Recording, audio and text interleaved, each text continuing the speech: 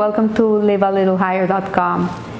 At the beginning of Parashat Pinchas, it describes God's reward to Pinchas for his zealousness in avenging Zimri's very licentious relationship with a Moabite princess called Cosbi. And the Lord spoke to Moses, saying, Pinchas, the son of Eleazar, the son of Aaron, the high priest, has turned my wrath away from the children of Israel with zealotry for my sake. Therefore I shall grant him my covenant of peace. So Rashi, in his commentary, seems to be troubled by an apparently unnecessary repetition of this verse.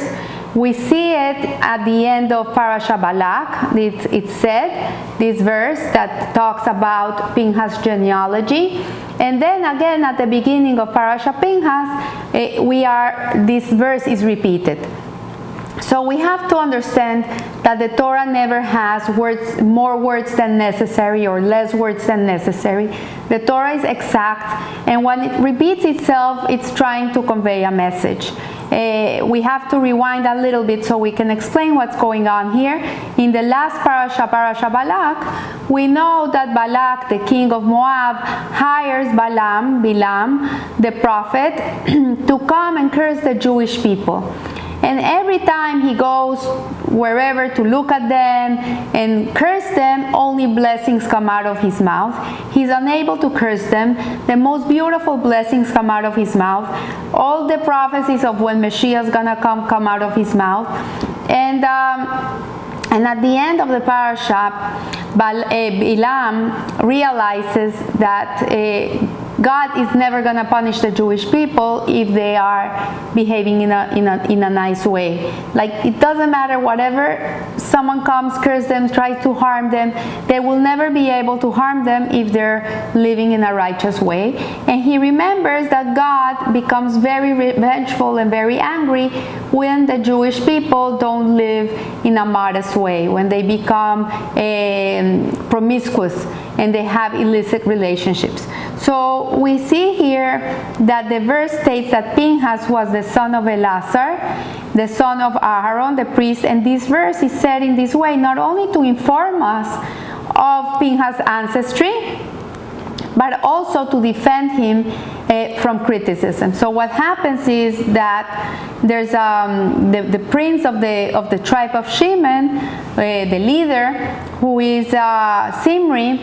He takes one of these Midianite girls, and her name is Zimri. She was actually a princess, and he takes her in front of everybody, and he takes her to his tent, and you can imagine they have a licentious relationship.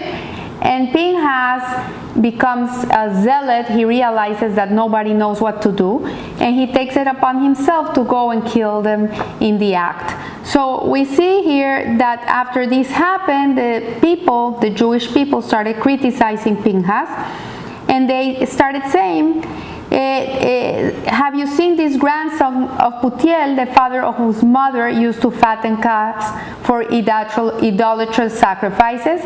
And he dared to slay a prince of one of Israel's tribes.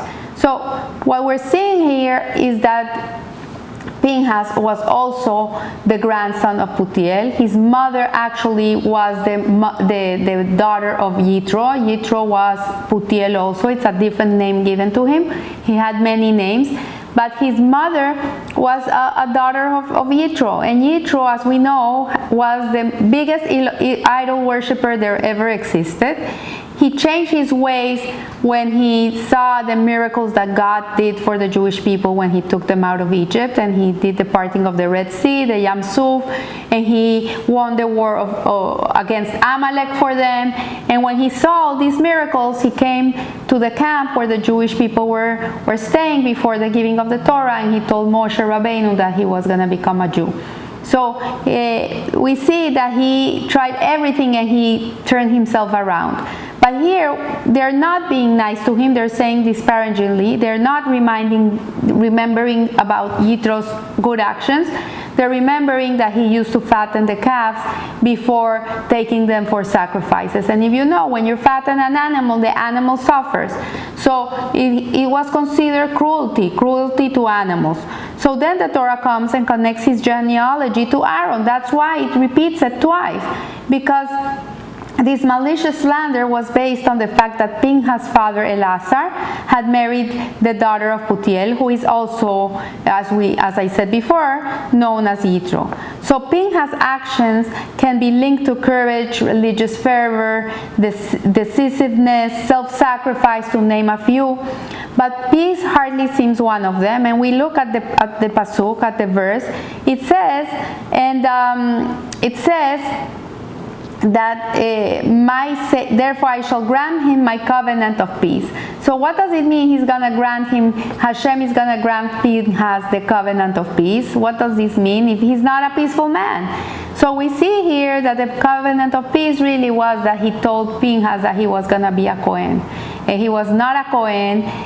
To be a Kohen in those days, you had to be chosen to be a Kohen. So he makes him a Kohen, and as we know, Pinchas killed 2 people, which is not the way of the Torah, and the Torah is against killing, against murder, against all these things. And so how can it be regarded as a peaceful action? Why did God give him the covenant of peace if his action was not a peaceful one? So nevertheless, his zealot deed saved the life of many, many people. It stopped a plague that had killed 24,000 men. And when he committed the zealot act against Zimri and Cosbi, this plague stopped. So as the Torah tells it, the wicked prophet Balaam, having failed in cursing the Jewish people, had this novel idea of bringing these girls from Moab, to come and entice the Jewish men. And they came to sell linens, and by selling linens, they started to entice them. And then the men went crazy with them because they were beautiful, and they also made them idol worship their god, which was Baal Peor. And Baal Peor, how did they idol worship this god?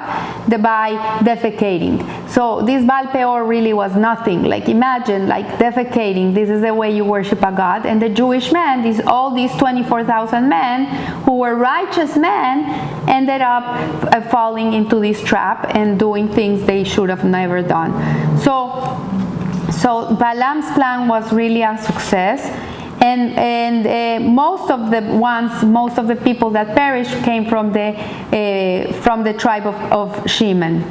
And so when the tribunals were set up by Moses to try to punish them, Zimri, the prince of the tribe of Shimon, tried to legitimize the actions by taking Cosbi, a Moabite princess, into the tent in front of Moses, the elders, and all the Jewish congregation to see what he was doing. He was trying to show this is okay, this is the right thing to do, and they were shocked. They forgot the halakha, the Jewish law. They didn't know what to do with them. They didn't know what was what had to be done, and that's when Pinchas came and went into the tent and just slayed them and brought them out with his sword, and he created this zealot act. So only Pinchas remembered the law, and because of his holy fervor was the only one able to carry it. He slain Zimri and Cosbi in front of everyone, and he stopped the wrath of God and the plague that had killed 24,000 men. So the nature of Zimri's crime made his killing an extremely sensitive moral issue. On the one hand, the Torah deems what he did was deserving of death. Obviously, the Torah says that a man that has a relationship like this, with no shame, in such a way, is deserving of death. And on the other hand, it does not entrust the carrying out of that sentence to the normal judiciary process, ruling instead that zealous should smite him. So there is an halakha, there is a law in Jewish law that qualifies a zealot to kill in this way, because someone is going against God in such a horrible way. So when a case is presented in front of a court, there is a system to determine it, and if the person is guilty or not. But here Zimri didn't have the chance to defend himself, and the court system goes by the book, and we can check their behavior against the book. So if they would have taken them out of the tent and they would have brought them to the Beis Din, they would have brought them to the court, like obviously he would have been stoned afterwards. This is what the crime would have been. But this is not what happened. But the motives of a zealot who takes the law in his own hands can be questioned, because we don't know if the true intentions of the person committing the zealot act really are pure and noble, and therefore to do a Kiddush Hashem, to do it for the sake of God. Was Pinchas truly motivated by stopping God's wrath, or was his deed an outlet for his individual aggression? So this is what the people were criticizing when he did this act. They were criticizing. They didn't know if he did it because he really loves God and he really wanted to do the good for the Jewish people and stop the plague, or was it that he was an angry person, he was just an excuse to take out his wrath. So is his act truly an act of peace, driven by the desire to reconcile an errant people with their God, or is it an act of violence made kosher with a zealot zeal? So that was the question that the people asked themselves. So a true zealot, we have to understand what a true zealot is. It's a person who is 100% selfless. His only concern is his relationship with God and the relationship of God with his people. He's not thinking about his feelings or what other people are going to say about him.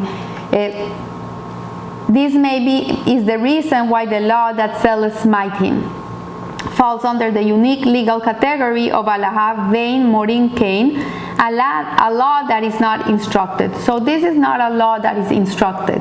It's not like if someone is doing something horrendous, like what Zimri did with Cosby, there's a law saying, okay, let's look for a zealot. Where's the zealot? Let's look for the zealot. He can do it. No, that's why the person that's gonna do it has to do it out of in the moment. It's not something that is predetermined. So if a zealot would come to the court and ask permission to kill the transgressor, he would be denied. He could not do it. He's not nobody to do it. How can he take the law in his own hands? Indeed, the very fact that he comes to ask would disqualify him, because someone who needs permission in order to act is not a zealot. So a zealot is a person, a true zealot is a person that has not thought for himself about the consequences of his actions. He's not measuring what's gonna be. He just takes the moment and he just goes and does what he has to do. So this is why the verse describing Pinchas' ancestry is so important, that it had to be mentioned twice. Once at the end of this parasha, of Parasha Balak, once at the beginning of Parasha Pinchas. So the Sedra tells us that the tribes of Israel were suspicious of Pinchas' real motives behind the killing of Zimri. They questioned why Moses, the elders, or anyone else did not act in the moment and didn't take leadership at that moment. They couldn't understand, but they were so shocked by what they were seeing that they were stunned. They couldn't move. So was Pinchas the most selfless and caring one of all of them? So they came to the conclusion that Pinchas acted out of the anger and had found an outlet to his aggressive personality. So this is what the people thought. They thought that he came from, his energy came, his essence came from Yitro, from his maternal grandfather, that he didn't do it out of love to God or out of love to the Jewish people. He just did it because he harbored this midot, because his grandfather had it, now he has it. And he was just taking out this revengeful feeling out in this moment. So when looking at his family tree, they came to the conclusions that Pinchas carried after his grandfather Yitro, and his inhumanity and cruelty of fattening the calves before they were sacrificed.